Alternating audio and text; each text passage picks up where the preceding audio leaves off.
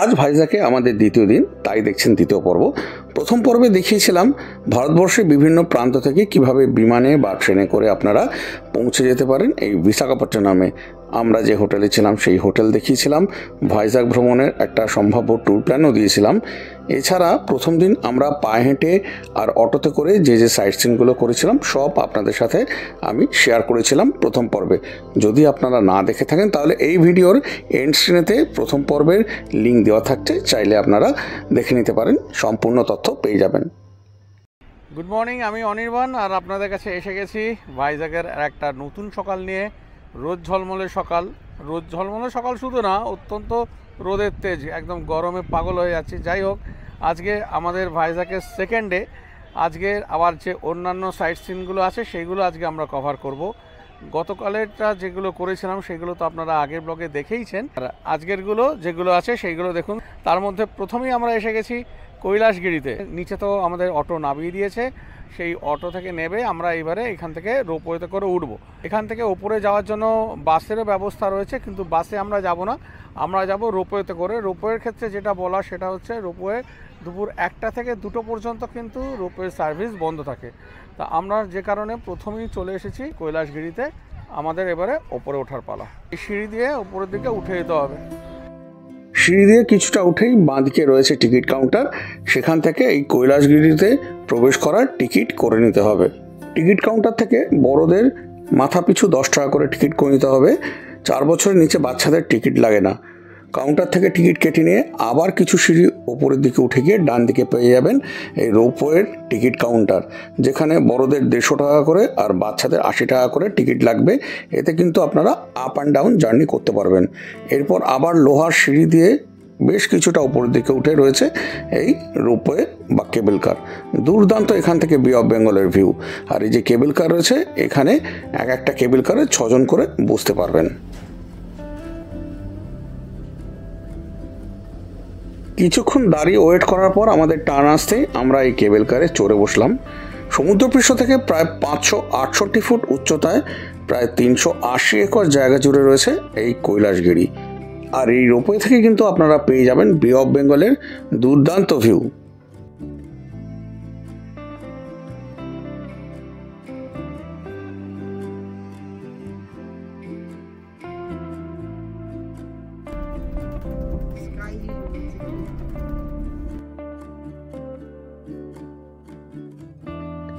Ropeway থেকে নেবে কিছুটা আবার হেঁটে ওপরের দিকে উঠে প্রথমেই আমরা এই সার্কুলার ট্রেনেতে চড়ে নিলাম। এই ট্রেনেতে কিন্তু 2 রকমের কোচ রয়েছে। এইটা যেটা দেখতে পাচ্ছেন এটা হচ্ছে এসি কোচ, আর এরপরে দেখাচ্ছি সেটা হচ্ছে নন এসি কোচ, যেটা এখন আপনারা দেখতে পাচ্ছেন।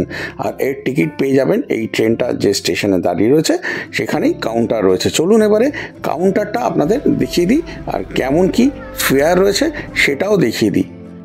এসিতে অ্যাডাল্টদের 150 টাকা করে টিকিট, আর 4 থেকে 8 বছর পর্যন্ত বাচ্চাদের 100 টাকা করে টিকিট। নন এসিতে অ্যাডাল্টদের 100 টাকা করে টিকিট, আর 4 থেকে 8 বছরের বাচ্চাদের 80 টাকা করে টিকিট। 4 বছরের নিচে বাচ্চাদের কিন্তু টিকিট লাগে না। তা এই সার্কুলার ট্রেনে করে আমরা জার্নি করে নিলাম। ওই একটা রাউন্ড পুরো দিয়ে এলো এই কৈলাসগিরির। এই ট্রেনে যদি উইন্ডো সাইড সিটে বসেন তাহলে কিন্তু সুন্দর ভিউ পাবেন এই কৈলাসগিরির। আমরা এই ট্রেনেতে জার্নি করে তারপর ট্রেন থেকে নেবে এই কৈলাসগিরির মেইন যে আকর্ষণ সেটা হচ্ছে 40 ফুট উচ্চ শিব আর পার্বতী মূর্তি, সেটা দেখতে পৌঁছে গেলাম সেই মূর্তির সামনে। প্রচুর মানুষের ভিড় এই কৈলাসগিরিতে, আর সবাই কিন্তু ফটো তুলতে ব্যস্ত। দারুণ লাগছিল এই শ্বেতশুভ্র শিব আর পার্বতীর মূর্তি দেখতে।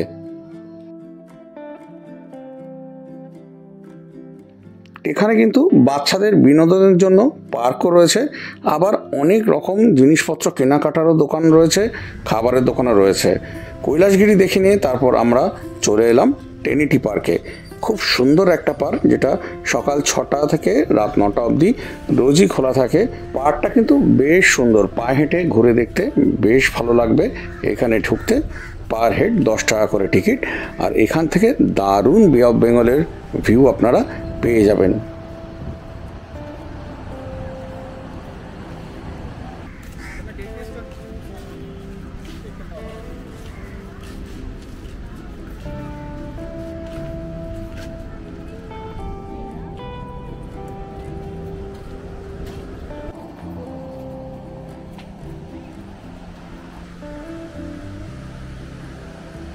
এখন যে জাহাজটা দেখতে পাচ্ছেন এই জাহাজটার নাম হচ্ছে এমভি মা। এটা একটা বাংলাদেশি পণ্যবাহী জাহাজ। 2020 সালে এখানে আসে এবং প্রাকৃতিক গোলযোগের জন্য এখানেই আটকে যায়, আর এটা ফেরত যায়নি।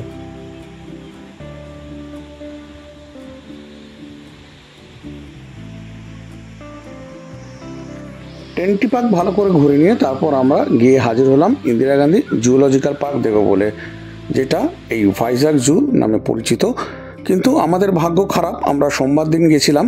প্রত্যেক সোমবার এই ভাইজাগ জু বন্ধ থাকে, যে কারণে আমরা ভেতরে প্রবেশ করতে পারিনি। আপনারা যখন যাবেন অতি অবশ্যই মাথায় রাখবেন সোমবার কিন্তু যাবেন না। সাংঘাতিক রোদের তেজ মাথায় নিয়ে এসে পৌঁছলাম ঋষিকোন্ডা বিচেতে। এবারে ঋষিকোন্ডা বিচের আশেপাশে তো প্রচুর দোকানপাট দেখতে পাচ্ছি, প্রচুর পার্কিংয়ের এখানে জায়গা রয়েছে, দোকানপাটও প্রচুর রয়েছে চারিদিকে।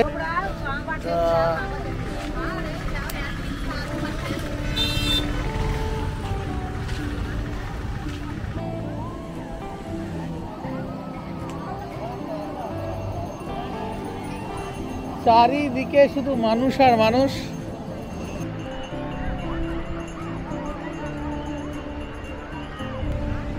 আমার এখানটা এসে দেখে পুরো মনে হচ্ছে যেন পুরীতে এসে গেছি।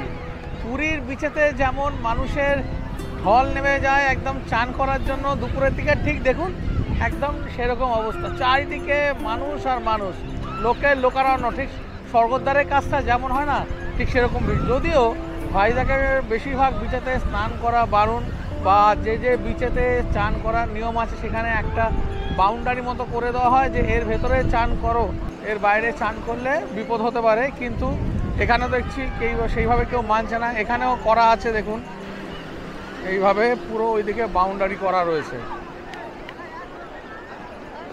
যদিও এই বরাবর বাউন্ডারি গিয়ে আর ডান দিকে চলে গেছে ওইদিকে দূর পর্যন্ত, কিন্তু তাও এই দিকেতে সবাই চান করছে, সেটা সম্পূর্ণ নিজেদের রিস্কে। বিচের ধারে ম্যাসেজেরও ব্যবস্থা রয়েছে, বিচ বেডও রয়েছে।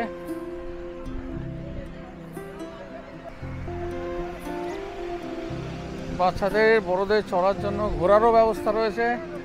খুব ভালো লাগছে, শুধু রোদের তেজটা অসম্ভব বলে সেই কারণে থাকা যাচ্ছে না, কষ্ট হচ্ছে। জল দেখে মনে হচ্ছে নেমে যায় স্নান করতে, কিন্তু উপায় নেই, জামা কাপড় তো কিছু নিয়ে আসিনি স্নান করে ওই পরার জন্য, তো যে কারণে আর সমুদ্রে নামা হচ্ছে না।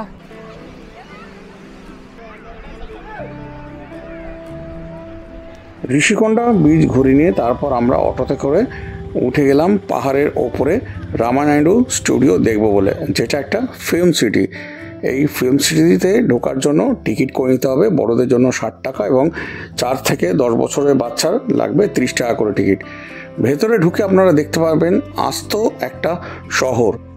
ভেতরে প্রবেশ করার আগে এই টিকিট কাউন্টারের পাশ থেকে পেয়ে যাবেন ভাইজাগের দারুণ ভিউ। এইবারে মেন গেট দিয়ে ঢুকে আপনাদের দেখাবো। এর ভেতরে রয়েছে বাড়ি ঘর, রয়েছে হসপিটাল, মন্দির, পুলিশ স্টেশন, সমস্ত কিছু রয়েছে, কিন্তু সব কিন্তু ফেক, কোনোটাই কিন্তু আসল নয়, শুধু শুটিংয়ের জন্য ব্যবহৃত হয়। পূর্বে এখানে অনেক হিন্দি ছবিরও শুটিং হয়েছে, কিন্তু বর্তমানে শুটিং খুবই কম হয়। আর যেটা আমার দেখে মনে হলো, মেনটেনেন্স এখন খুবই কম, অনেক জায়গায় একদম জরাজীর্ণ হয়ে পড়েছে, দেখে খুব খারাপই লাগছিল। এই এখন যেটা দেখতে পাচ্ছেন এটা হচ্ছে একটা পুলিশ স্টেশনের সেট। তো চলুন এর ভেতরটা আপনাদের দেখিয়ে দিই। এছাড়া মন্দিরও দেখাবো, আর এখানে অনেক কিছু ব্যবহৃত সমস্ত যন্ত্রপাতি সব কিছুই দেখাবো, আপনারা সেগুলো দেখতে থাকুন।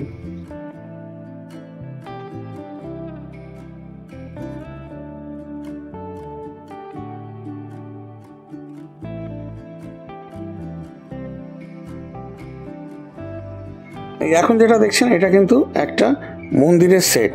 এর ভেতরে কিন্তু কোনো ঠাকুর নেই। যে সিনেমার যে ঠাকুরের প্রয়োজন হয় তখন ওই ভেতরে সেই ঠাকুরকে বসানো হয়।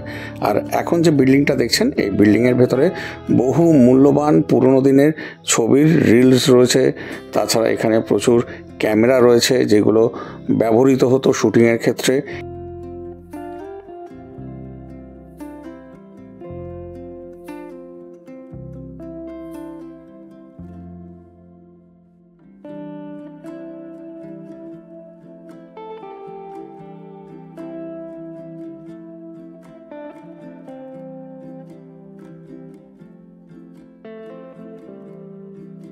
এখন যে সেটটা দেখছেন এইগুলো কিন্তু সমস্ত দোকানের সেট, মার্কেটে যে দোকান থাকে, বহু হিন্দি ছবিতে কিন্তু আপনারা এইগুলো দেখেছেন।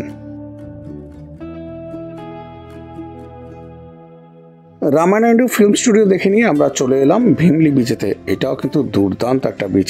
তা চলুন এই বিচটাকে আপনাদেরকে আমার ক্যামেরায় দেখিয়ে দিই, আমার ইগলের চোখেও দেখিয়ে দিই।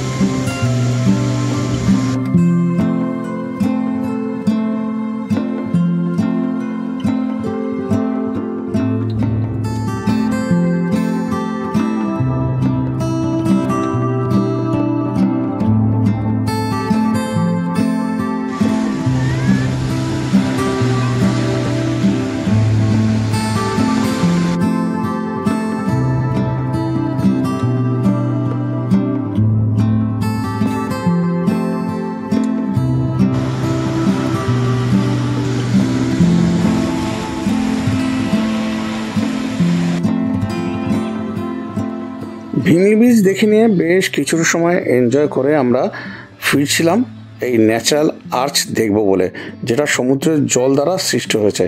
সেখানে এসে আবার দেখলাম সেখানে প্রি ওয়েডিং শ্যুট চলছে। তাদের পারমিশন নিয়ে আমি আমার ঈগলটাকেও ওড়ালাম, কিন্তু আমার ঈগল আমায় সেদিন ধোকা দিল বলে ভালো করে সেখানে আমি এই ঈগলের চোখ দিয়ে এই বিচকে দেখতে পাইনি। যেটুকুনি পেয়েছি সেটাই আপনাদের সাথে আমি শেয়ার করছি।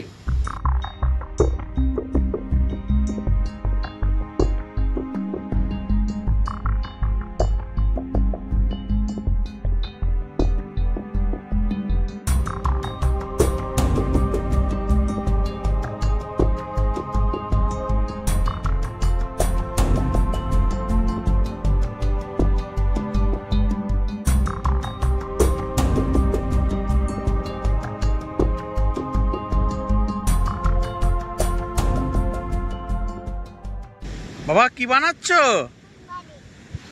এরপর আমরা চলে এলাম লুম্বিনী পার্কে। এই পার্কটা প্রতিদিনই সকাল 9টা থেকে সন্ধ্যে 7টা অবধি খোলা থাকে। বড়দের টিকিট 10 টাকা করে আর বাচ্চাদের 5 টাকা করে টিকিট। খুবই সুন্দর এই পার্কটা, দারুণ একটা বুদ্ধ মূর্তি রয়েছে। তা চলুন এই পার্কটা আপনাদেরকে একটু আমি ঘুরিয়ে দেখিয়ে দিই।